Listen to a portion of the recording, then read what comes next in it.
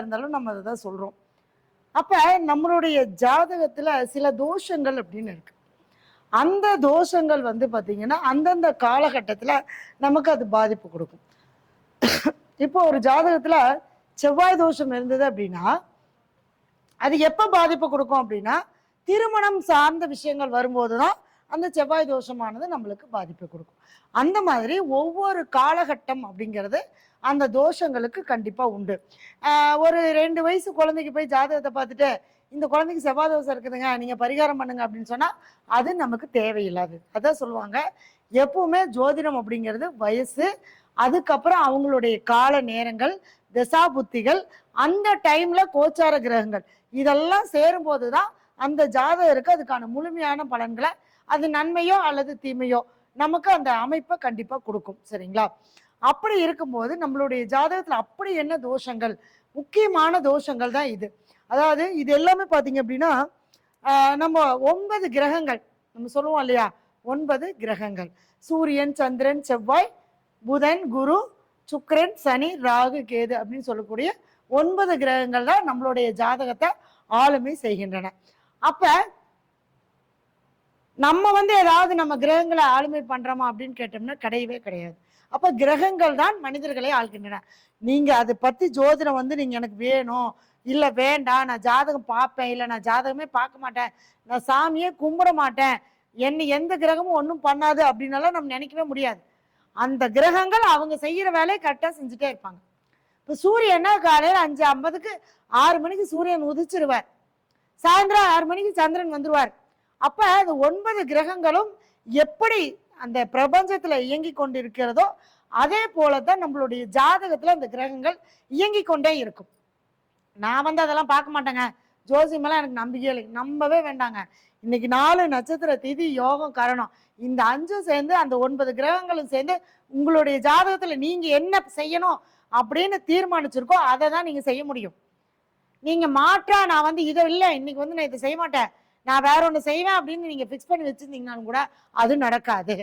இப்ப இன்னைக்கு நான் ஒரு ஊருக்கு போறேன், நான் ஃபிக்ஸ் பண்ணி வச்சிருக்கேன்னு வச்சுக்கோங்களேன், என்ன இந்த கிரகங்கள் சம்மதிக்கல அப்படின்னா என்னால வீட்டை விட்டு கூட நகர முடியாது. திடீர்னு கெஸ்ட் வந்துருவாங்க, ரொம்ப முக்கியமானவங்களா போயிடுவாங்க. அப்ப நம்ம என்ன பண்ணுவோம், இப்ப நம்ம ஊருக்கு போறது முக்கியமா, கெஸ்ட் வந்தது முக்கியமா? கெஸ்ட் வந்துட்டாங்க, அவங்க தான் முக்கியம். அப்ப அது தடையாயிரும். இப்ப இங்க இதுல நம்ம என்ன பண்ணோம்னா நம்ம எதுவுமே பண்ண முடியாது.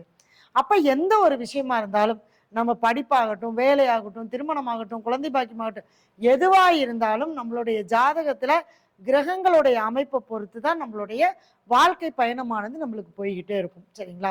அப்படிப்பட்ட நம்மளுடைய ஜாதகத்துல இருக்கக்கூடிய சில கடுமையான தோஷங்கள், அதாவது தோஷங்கள்னா 9 கிரகமும் தோஷம்தான். ஏன்னா ஒவ்வொரு கிரகத்துக்கும் ஒவ்வொரு உறவு. நான் அடிக்கடி சொல்லுவேன், சூரியன்னா அப்பா, சந்திரன்னா அம்மா, செவ்வாய்னா சகோதர உறவு, பெண்களாக இருந்தால் கணவன், புதன் என்றால் தாய் மாமன் உறவு, உறவுகள் வழி சார்ந்த உறவுகள் எல்லாமே புதன். அடுத்தது குரு அப்படின்னா நம்மளுடைய முன்னோர்கள், நம்ம குழந்தைங்க. அதான் 5ஆம் பாவத்தை வந்து முன்னோர்கள்னு வச்சாங்க, 5ஆம் பாவத்தை தான் குழந்தைகள்னு வச்சிருக்காங்க.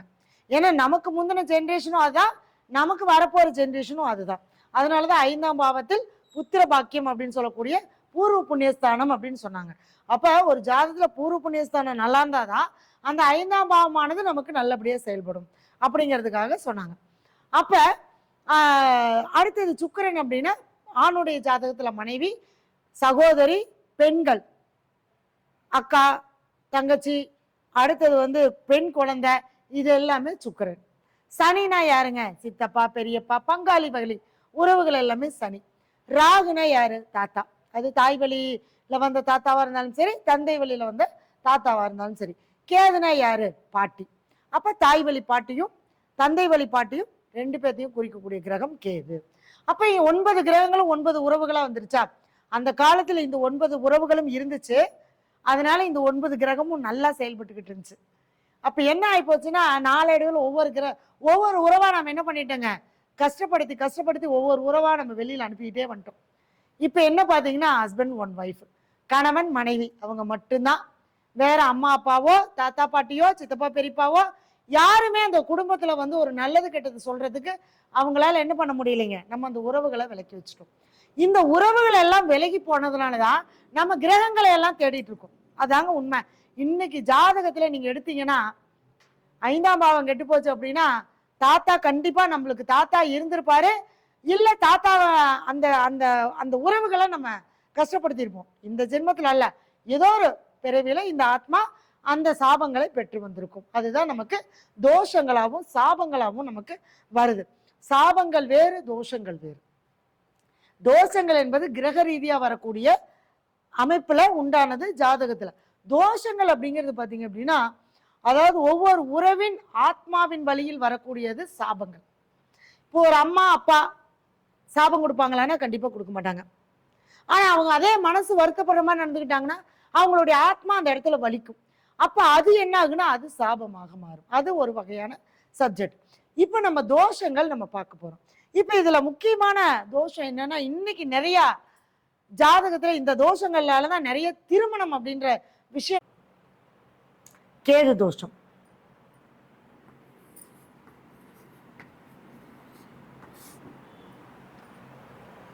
கேது வந்து பாத்தீங்க அப்படின்னா ஜனனகால ஜாதகத்துல நம்மளுக்கு பாதகமாவோ அல்லது தோஷமாவோ வரும்போது மனக்குழப்பம் அதிகமா இருக்கும், விரக்தி, அதாவது எதையுமே வந்து செயல்படுத்த முடியாத ஒரு முடக்கி வச்சிருக்கிற மாதிரி இருக்கும்.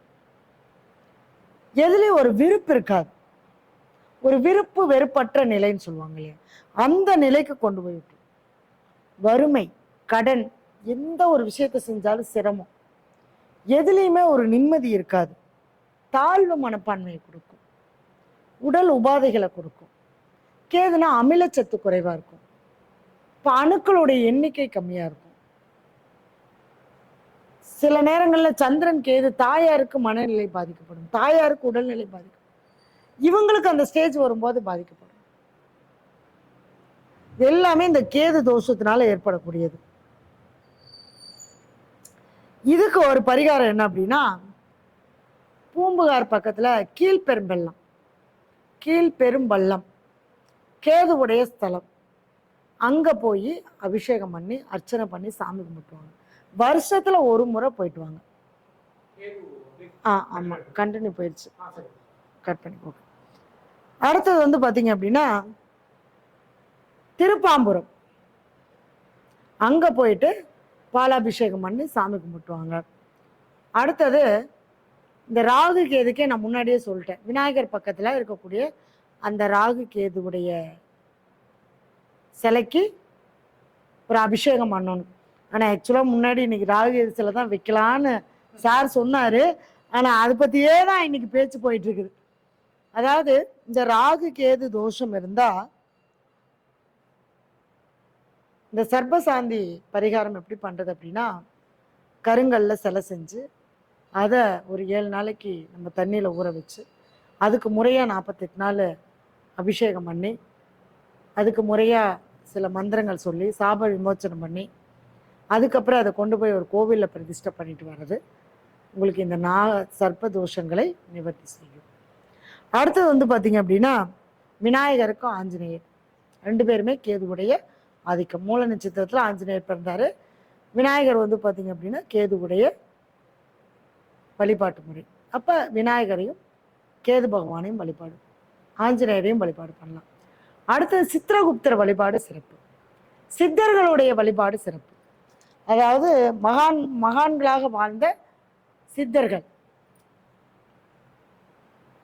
ஷீரடி சாய்பாபா, புட்டபர்த்தி சாய்பாபா, போகர், புலிப்பாணியார், இப்படி நம்மளோட வாழ்ந்து பயணித்த சித்தர்கள். உங்களுடைய ஜாதகத்துல கேது எந்த நட்சத்திரத்துல இருக்காரோ அந்த நட்சத்திரத்திற்கு உண்டான சித்தர்களை வழிபாடு பண்ணிக்குவாங்க.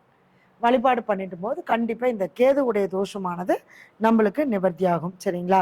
இதெல்லாம் பார்த்தீங்கன்னா நம்ம முன் ஜென்மத்துல எந்த வினையை நம்ம செஞ்சோமோ அது தொடர்பாக தான் நம்மளுக்கு கிரகங்கள் தோஷங்களாகவும் சாபங்களாகவும் நமக்கு வரும். அந்த கிரகங்களுக்கு உண்டான உறவுகளுக்கும் அந்த கிரகங்களுக்கு உண்டான சில ஆலயங்களுக்கும் நம்ம செஞ்சு போயிட்டு வரும்போது நம்மளுக்கு அதுக்கான நிவர்த்தி கிடைக்கும். நம்ம நவகிரக கோயிலுக்கு போறோம், ஆனா எதுக்காக போறோம்? என்னமோ போறோம், காலையில ஆரம்பிச்சு சாயந்தரத்துக்குள்ள 9 நவகிரகத்துக்கும் நான் போயிட்டு வந்துட்டேன், ஒரே நாள்ல போயிட்டு வந்துட்டேன். ஒவ்வொன்றுக்கும் தனித்தனியா உங்களுடைய ஜாதகத்துல எந்த கிரகம் பாதிக்கப்பட்டிருக்கோ அதுக்குண்டான ஸ்தலங்களுக்கு அதுக்குண்டான நட்சத்திரத்துல போயிட்டு வரும். சும்மா டூர் கூட்டிட்டு போற மாதிரி எல்லாரும் போறேன் நானும் போறேன்னு ஏறி உட்காந்து போயிட வேண்டியது. போயிட்டு 9 கிரகத்துக்கு கோயிலுக்கு போயிட்டு வந்துட்டு அடுத்த நாளே கோயிலுக்கு போயிட்டு வந்தேன், ஆனா ஒன்றும் நடக்கலையே, ஒன்றும் நடக்கல. ஏன்னா அவங்கவுங்களுடைய கர்மாங்கிறது தனித்தனியானது, அதை எப்படி கூட்டா போய் செய்ய முடியும்? இப்போ அவங்கவுங்களுடைய ஜாதகத்துல அவங்கவுங்களுடைய கர்மா என்ன, அதுக்கான நிவர்த்தி என்ன, அதுக்கான வழிபாடுகள் என்ன, அதுக்கான முறைகள் என்ன, அதுக்கான நட்சத்திரம் என்ன, அதுக்கான நேர காலங்கள் என்ன, இதெல்லாம் பார்த்து அதை நிவர்த்தி பண்ணும்போது கண்டிப்பா அதுக்குண்டான தோஷங்கள் எல்லாமே நிவர்த்தி ஆகி உங்களுடைய ஜாதகம் மிகச்சிறப்பான முறையில நல்லபடியா வேலை செய்யும். சரிங்களா? அடுத்தது சார்.